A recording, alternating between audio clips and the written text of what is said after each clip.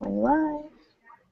All right, hello everyone, and welcome. This is the JEA Curriculum Hangout for the web curriculum, and I'm curriculum leader Michelle Balmeo, and I'm also advisor of Elistoke at Monte Vista High School in Cupertino. And joining me today are, Paul, do you want to go first? I'm Paul Candell. I teach beginning journalism, web journalism, and magazine journalism at Palo Alto High School, advisor to Verde Magazine and the Pali Voice. Melissa? Hi, I'm Melissa Wantz, and I'm currently a brand new advisor at Harvard Westlake School in Los Angeles. I'm advising the Chronicle and Big Red. And Justin? Hi, I'm Justin Reisner. I teach at Carlemont High School. I teach Journalism 2 and 3. I advise online, the newspaper, and we're doing some video as well now. And Jonathan? Yeah, I'm Jonathan Rogers. I advise the Little Hawk here in Iowa City. We do a newspaper, a magazine, website, and the Red and White Yearbook. Excellent. Well, thank you all for joining us today.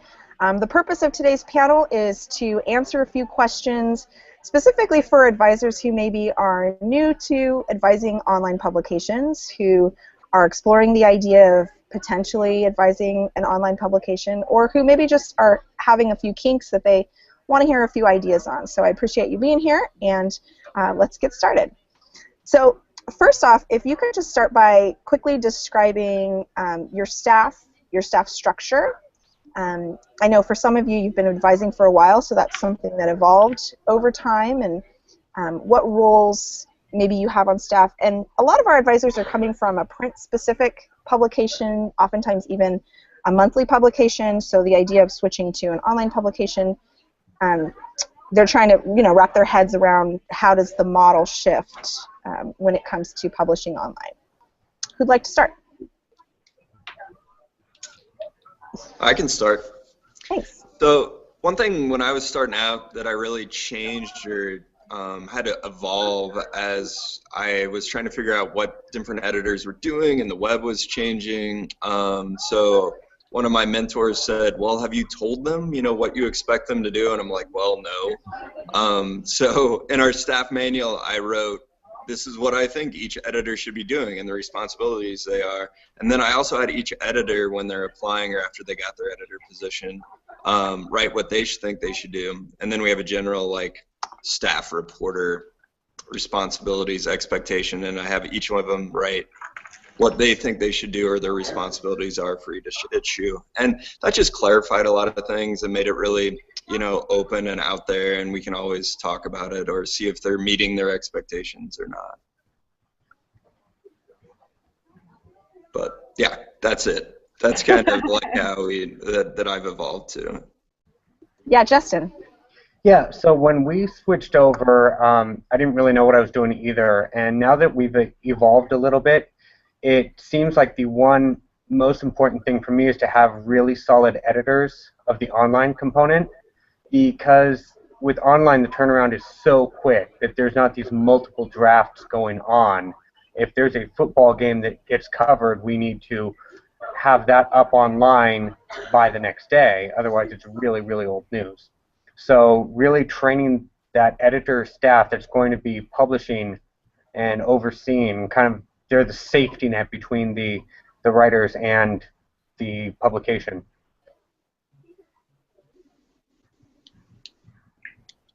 Paul? Well, my print publication comes out every 6 or 7 weeks, and we do that. Then it's been an exercise in just putting it online. But we got tired of that, and I felt like I wasn't having them fulfill their the needs that we had. I mean, really, it's not responsible to just teach them print. So we put them, we do a multimedia edition once a year in December when we don't really have time to do a regular full edition. And that, I think, kind of breathes life into the digital version of their print magazine throughout the year. We don't get many stories up between issues throughout the year. My other staff is it's 30 students, all digital, 24/7, all the time, and they operate on that much more accelerated schedule. I would say that my advice, like for somebody starting out, would be to think about what I heard from Greg Stobie at the Fresno Christian High School, the Feather, a long time ago. When they made the switch, they took a staff of I think 24 at the time, and they said we're going to have one print editor and one digital editor, and they will have equal power, and they will be a team. And that thinking, you just can't have the web kid in the corner. Any solution short of that is a better solution, I think. And Melissa? Yeah, I have to agree with Paul on that. Kind of coming from an interesting background because about 7 years ago I started an online-only publication at a school called Foothill Technology High School in Ventura here in California. And so it was started from nothing. So I got to really develop the editor positions in a very, what I now realize is a very lean management system. So we had an editor-in-chief and section editors for each section, and that was it. And it was very flexible, very nimble. The stories could get turned around very quickly because there weren't multiple layers of editing going on. And so because it was online only, it really worked. Since then, this year, I'm at a publication that's been in a print publication that's been in existence for 23 years and is very robust. It's 32 pages, 8 times a year, a staff of 90 kids. But it's very print first. The mentality is print first. So there's much longer lead time, and there's much more management, many more layers of management that just aren't really working for online. So my challenge this year is going to be how do we flip that? How do we become digital first and use the print platform where it works best? Where does the print platform work best in a digital first publication staff?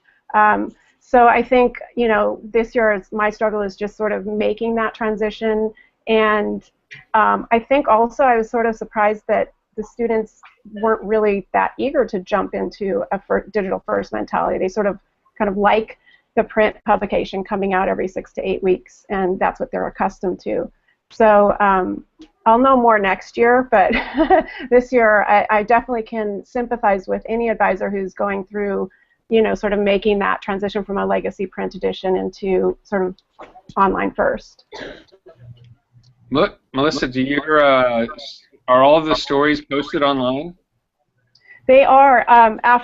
So the way it has worked in the past, because they have had a website for probably 8 years or so, but the workflow is very different. It's for sports, they get pretty much posted online within 24 hours, which is always the rule that we sort of set when we were just doing online at my old school. For print, though, everything's held. It's printed for the most part. Like there's some exceptions, but for the most part, everything's held, printed in the print edition, and then that day released online in one big, gigantic, sort of swarm of stories online, which is not realistic. It's not really the way that you want to do things. So that needs to flip around and have the digital story. My idea would be to have the digital stories go up as they occur, and then pull anything and expand anything that you think is then worthy for print. That needs to be sort of in that print format. So we're going to be looking at how do we make that flip over the next year. Yeah, I can jump in there on that. Last year we got lucky enough to go into the Washington Post and also Des Moines Register and kind of talked about how they did it. And the 2 tips they kind of gave us were one, get it up there as fast as you can. Don't wait, don't try and if there's something going up, do it right, but get it up there quick and schedule. And the other thing is just video. We just set up a whole new video studio, and they're more video. They're all working on huge video projects and short videos and using video with their online components and their multimedia stories. So I think those are the 2 big things we're kind of working on this year. And also over the last 2 years, it's just kind of been, there used to be kind of a web team and a print team and all these different and now everybody's web. It's just not an option anymore. Everybody's got to publish their stories online, and then also, with the print newspaper as well. So one thing that I've gotten to in my organization here is everybody, they start off online, and all they can do is start off online until they start developing to being able to write a bigger, deeper feature story. And I separate the beat stories, which are shorter and quick, and they have to be turned around super fast because it's the more newsy stuff. And anything that's deeper, that gets that more timeless story nature to it, that gets into the school newspaper. So really, there's no news in our newspaper anymore. It's a feature paper. Yeah. Well, I think that's a really natural segue to my next question. I think one of the biggest fears is there's a lot of advisors who, they have a very set, a very controlled deadline schedule when they're coming from a print publication where everybody's kind of in the same place at the same time. And I think one of the biggest and scariest shifts is moving from that to lots of moving pieces, drafts are coming in all the time, and that can feel a little bit overwhelming. And I remember when we first went all in with the website, I had a little bit of anxiety that I wasn't reading everything and seeing everything as thoroughly as I had previously. So I'd be interested to know how your staffs handle rolling deadlines. Several of you mentioned turnaround time. What does that editing process look like? And I know that it's probably something that's second nature to you now, but be as specific as you can, because I know that there are advisors out here who are going, no, tell me exactly how it works. Tell me where do you see the stories, and if so, when and how many edits are they going through? So as clear as you can, how does your staff manage turning around stories regularly for the website and managing rolling deadlines? Anybody want to take this one first? So I can start on that one.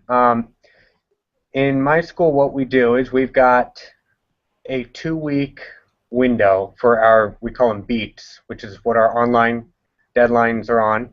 And we've got a grid where we're able to get out 3 stories per day over a 10-day period, and every student does one of those stories. Now, on the day that is due, the student needs to have it done by a certain time, by 3 p.m., and then the editor of that section of that area will go online and make edits that need to be done and approve it if it's ready to be published. So it gets turned around and edited by only one person afterwards, and after it gets published is when I actually get to see it, usually for the first time, but I rely on my editors to give me feedback as to what they had to change or fix, or what was, or if it was a perfect story. I really lean heavily on the editors to be that quality control. Wow. I see everything pretty much before it's published, and if they don't extend that courtesy to me, then I tell them I will probably stop extending courtesies to them. I think legally they can do it, and I'm inclined to go more towards, I'm inspired by Justin's model, but I do want them to see, and the volume of stuff that I deal with is,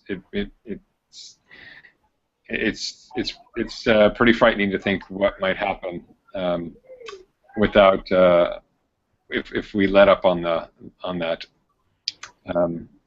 So that's that part. I would add the other thing is that I generally have students. We don't have a grid like that. I have students responsible for basically 1 story a week for the whole semester on my digital publication. And they can substitute all kinds of projects in for that 1 story, but when it comes time for grading, it's like, do you have what you need? And so we just did quarter grades, and they were supposed to have 9 stories. Those stories could have multiple parts of themselves. For instance, if you went to the school board meeting, did you tweet live from the board meeting while you were there? Did we get the story up maybe even before the meeting was over? Those are the kinds of things that I look for. But 9 stories a week, or I'm sorry, 9 stories a quarter is what the standard is. Yeah, I can kind of jump in. I'm a little similar to Paul. I still go on a monthly system, even though we publish online. So I've kind of stuck with that, but I go 100 points, and I forget who I stole the 100-point grading system from at a JEA convention, but basically they need to publish at least 2,000 words of work, and different assignments have different point values. Like a big feature 700-word story will be worth like 25 points. A short news brief is worth like 10 points. I try and comment and look at most things. I'm not going to lie, I definitely don't get to all of them. They do publish with everything is supposed to be edited by an editor, and part of the editor's grade is the quality of the online news section if they're online news, or the quality of their news section if they're in the print news editor. So editors know that their grade is dependent on the quality. If there's things being published with errors, that will hurt the editor's grade. And then they also, like the online news editor, she's responsible for getting, I don't know, a certain number of stories published in her section each month, whereas the web editors are trying to get at least 5 to 10 stories. The head web editors have to get at least 5 to 10 stories up on the web every week. So basically, and if everybody writes 3 to 5 stories every month and publishes 2,000 words of work, like, that's awesome. I'm doing my Mr. Rogers happy dance, and everything usually gets pretty done, and that's kind of the system we work. And then I do individual meetings with each one of them, because I found just talking to them broadly is very not effective. And I like having individual meetings after each month, and then we set staff goals and other things like that too. So I'll jump in and just say I'm probably lean more towards Justin's model. So I'm going to talk mostly about the program that I grew over 7 years at Foothill. And that was, at the beginning, I have to admit, when I first started out, I didn't know whether I could trust the kids to put up the stories and have them be, highly accurate, or what were they going to do. So I was much more controlled and sort of reading every single thing that went up before it went up. And then over time, as I grew to trust the editor's news judgment, and I really do rely, or I taught the NSPA ethics role model a lot. Like, that was one of the things we always hit really hard at the beginning for all the new journalists. And as I grew confident in the editors, it just became easier to let that workflow go through them only. And so by the time that I left that school last year, I would say 90% of all the articles that were put up online were only student edited. I didn't see, I saw after the fact.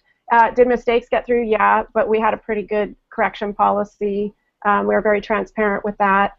And never once in the 7 years that they published did anything get up there that was what I would consider irresponsible. The only things that we might have regretted were innocent mistakes, basically, that new journalists would make, and they learned from those. So that was really great, and I want to go back to that model eventually. Right now, I'm reading everything, sort of inherited a system where the advisor goes over everything with a very fine-tooth comb.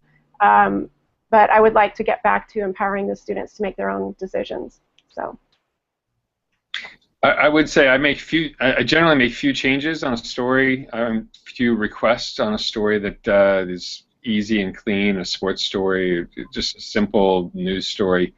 And over the course of the year, I'll just definitely not be involved as much. But it's the beginning of the year, so I feel like I'm setting tone still. And just to be clear, it's not that I just tell them go ahead and write your story and you get no support from me. A lot of times they're writing their stories in class, and they'll ask me for advice as how do I structure this, or who do I need to talk to. And a few times I told them, you know what, you're not telling the whole story. This is what you should do. And so I've seen major revisions based on that. But when push comes to shove, I'm not the last person to see it before it gets published. And I should add here that we're kind of in between. there are some stories that I will explicitly request I'd like to see that story before it goes up. Yes, by law, they can put it up without me looking at it, but like Paul said, there are certain courtesies that are kind to your advisor, and they, repay in many ways.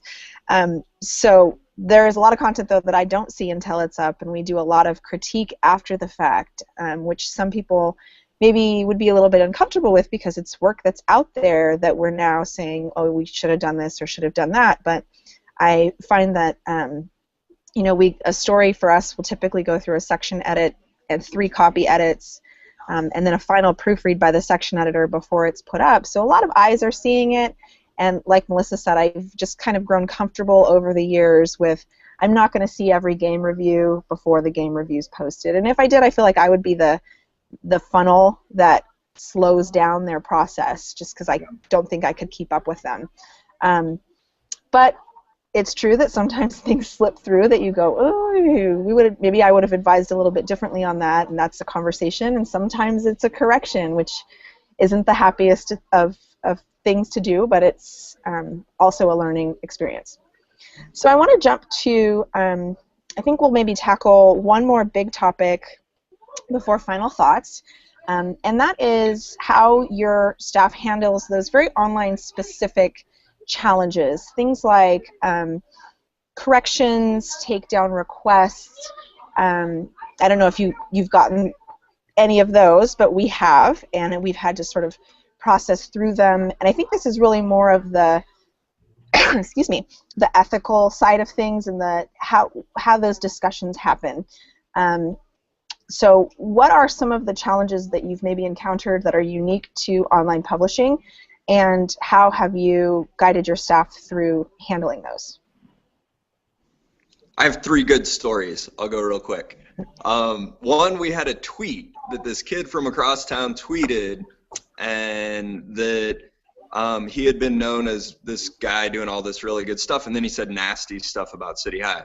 And so our students obviously really wanted to expose them, but the kid took the tweet down, so we called press law, and they're like, yeah, if you have it, he published it, even though he deleted it, you could still run it.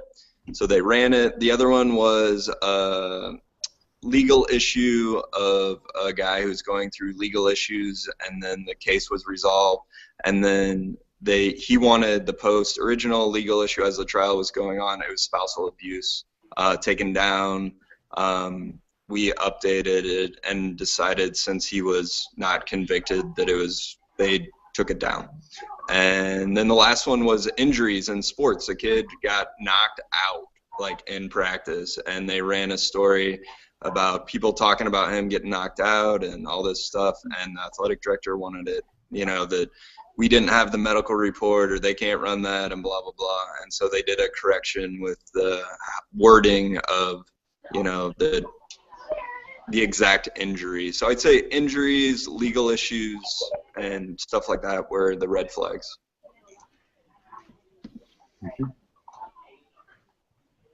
So we had one incident come up where we published a story about this kid who was arrested for having his pants down in a car. He's a former graduate. I got called into the principal's office to ask why they chose to report on that, and I was very easily able to point out the ethical decision-making, that it was newsworthy, this is a local thing, and I think if you can come at any situation from an ethical background, that it was something that was well thought of, then you really have more foundation to stand on. We really have never been asked to take anything down yet, so knock wood, we're okay there. So I haven't had anything beyond just the occasional calls into the principal's office asking, what were you guys thinking? But I've always been able to defend myself. So I'll go next. We've had a few takedown requests over the years at the Foothill Dragon Press. One of them was from a story, a little profile that we ran during the Occupy movement that was going on, 5 years ago or so. And the Occupy movement came to town, and we had a bunch of reporters covering it. We did little profiles with a picture of some of the people who were protesting.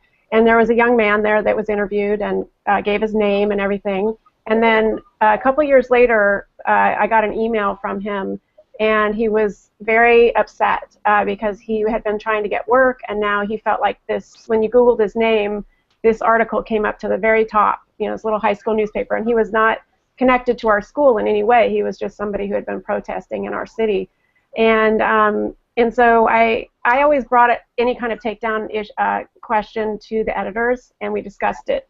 And the editors discussed it, and they felt like, yeah, we have 3 other profiles that represented other people. They're part of the package. We'll leave those up, but we'll take this guy's down. So they ended up taking that down for him. And the other one was, a couple times I've had former staffers who have written very sort of opinionated columns, personal columns, and later on now they're trying to get internships or trying to get jobs, and they regret what they wrote in high school. And so brought that to the editors, and in both cases they decided to take down the columns that the former staffers wanted taken down. So I think it's high school, and we're sort of probably a little more lenient and flexible than maybe the professional media would be. Yeah, we make a pretty strong effort to say that we're not into changing history, as that's the corporate line, but we will take requests on a case-by-case basis. So we have a lot of the same kinds of things that Melissa just mentioned. 4 years after graduation, they've just finished college, they're looking for jobs, and they're horrified at what their record is online. Sometimes the students, the editors will honor it. It's kind of odd to have editors 4 years later making decisions about what the editors 4 years earlier had decided on, but that's all we have, so that's what we use. Sometimes there's some in-between possibilities there. Sometimes it's really their name that they're objecting to having out there, and we sometimes have said, okay, well, we're going to just use a first initial, or we'll somehow modify your presence so it won't show up in search engines quite the same way. Would I delete it out of our database entirely? I might disable this, have them disable the story. I actually don't know. I've never disabled anything. I might have them do that, but I'd say, you know what, keep it in your system. Of course, if you keep it in your system, then there's some, you convert themes or something, and who knows what's going to happen. You might pop up as enabled somewhere else, so there are risks to doing it that way.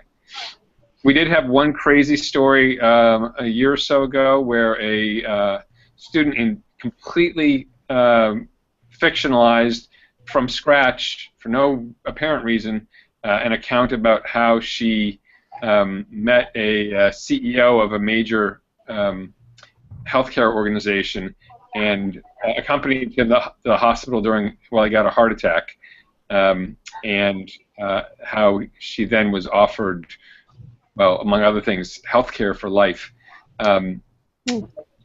That was pretty embarrassing, and we just took that down completely and quickly when we got a call from that director's press secretary. Wow, that's dramatic. Yep. So we've handled several takedown requests, and like Paul, we deal with them on a case-by-case basis. Though the general trend is we don't, remove history. And it gets really complicated when you have things like videos. You take down an entire video because one person in it wants it taken down, but now you've also taken down, 3 other people, and so it's a little complicated. And I think that there's a feeling of impermanence on the web that people don't necessarily associate with print. There was one that the kids did decide to they didn't actually take it down, but they modified the file, and it was from the archives. So they had digitized previous print issues, and the person made a very compelling case that at the time when she agreed to be featured in this story, there was no website, and there was no way for that to be spread to the entire world, and now it was digitized in there, right there on the web for everyone to see. So she was uncomfortable with that, but yeah, it's complicated, and it is a case-by-case thing, but it's, I think, one of the challenges that's kind of unique to advising the web. Last question, final thoughts. And what I'd really like more than anything is, there are a lot of people out there who maybe are thinking, this sounds like it's going to make my job more complicated or more difficult or get me maybe into more trouble or make it difficult for me to advise my students and might just not be worth it. And obviously each of the four of you believe that it is worth it. So I would love to hear your advice for those advisors who are considering or who are just starting out and feeling like, I don't really know if this is worth it. Who wants to start on that one? Well, I'll say this. There are no jobs in the world anymore for print-only journalists. No student of yours is ever going to graduate, go to college, and then come out and say, hey, I'm working for a print publication. It's not, maybe there's some exceptions, but that is not what you should be preparing them for. Your job is to help them adapt to the new world and be prepared for that. And the only way that you can do that in the world of journalism is to be digital. It's just not responsible to confine them into a print-only space. Yeah, I totally agree with Paul. I think that it is our job as 21st century skills, journalist skills, digital. It's not the future, it's now. One thing I will say too is at the beginning they're like, oh, this is more work. Yes, it is more work. You can't get around that. But it's worth it. And these are skills that now that I can show them former students that are developing apps and, doing digital journalism for college football stuff and working for all these cool places. And that's where you want to be. The cool, great things that are going on right now is all digital journalism. And I just can't believe anybody, I'm shocked still in Iowa that you would be running a high school journalism program without an online presence. I just don't know why you would do that, but yeah, I'd like to add on to that. It's not only a journalism skill. This is a life skill. There's so much publishing that happens beyond just if you want to be in a professional news organization. If you're going into a math major or anything, science, the ability to curate and publish your own work online is critical. And everything we teach in here, it's more than just, newspaper stuff. And the more we can do that is reflective of these 21st century skills, I think the better it is for the students. So go for it. Yeah, and I would just add, I agree completely with what everybody's saying, but two things about workload. I think the online workload is it going to be more in a way, but it's also spread out and it's more even. You're just kind of constantly tending to something every day a little bit. Whereas, if you're printing something every 8 weeks or so, you've got this real downtime, or kids feel a sense of downtime for a long time, and then it sort of ramps up, and then there's just this incredible crunch. I mean, we lay out the paper over a weekend, and it's Friday all night, or all till 9, and then 12 hours on Saturday, 12 hours on Sunday, and it's just kind of ridiculous in terms of what you're getting from that 2,000 copies of a 32-page paper. It's just a lot. The work is very, very different. So the online was actually easier for me than moving into this print situation. And the other thing I would just add is the opportunities that I personally, as a teacher, have gotten by moving to online are incredible. I never would have been able to be involved in the national level with CSPA, or be here right now, or travel, or just be known as somebody with any area of expertise without having an online presence. And I think that applies to my students as well. All the opportunities they've gotten for internships, scholarships, I've had people who've read something and contacted the editor to say, will you please come be an intern for us this summer? We need a good editor. You look like you know how to write. And I can name 5 or 6 of those different examples. But so I would say the opportunities you get from doing online are just far superior to being limited to print.